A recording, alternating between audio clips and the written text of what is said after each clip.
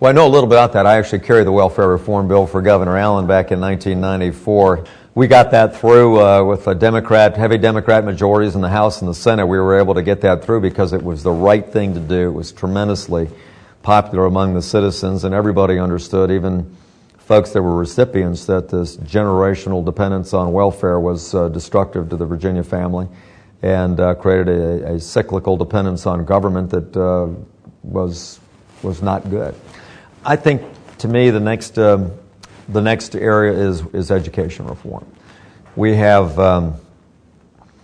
spent a tremendous amount of money over the last 40 to 50 years on education at every level of government, at state, local, and federal government. As you all remember, Ronald Reagan tried to zero out the Department of Education, the federal budget back in 81 or 82, I guess, to make a point that I don't see education, Article 1, Section 8, it's not our job, it's the local and state government's job to educate. And of course he wasn't successful in that, but I think I understood what he was trying to get. Now we've got No Child Left Behind, which is a monstrous new federal bureaucracy that's been layered on by Republicans on state legislatures, and we've tried to get ourselves out from under some of those mandates from time to time, because we passed education reform under Governor Allen back in the late 90s with high standards of accountability and measurements, and through the SOL tests and much more academic rigor.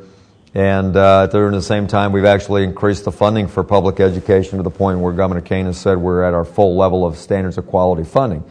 And yet, when it comes to results in our education system, I'm not sure we're getting the bang for the buck.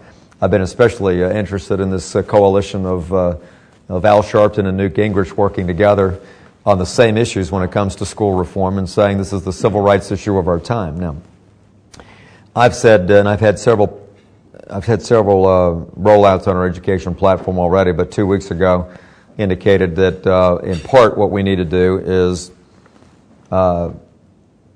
we got to cut the bureaucracy. There's too much money going to administration and overhead.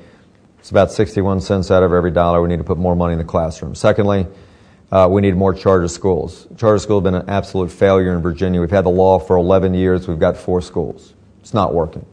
And I've laid out some ideas on how to make that work better. I've visited some of the great charter schools and contract schools in Virginia that are doing incredible things in minority communities to turn young people's lives around. I think we have a model, and particularly like the Achievable Dream Academy in Hampton and Newport News, that we know what's working.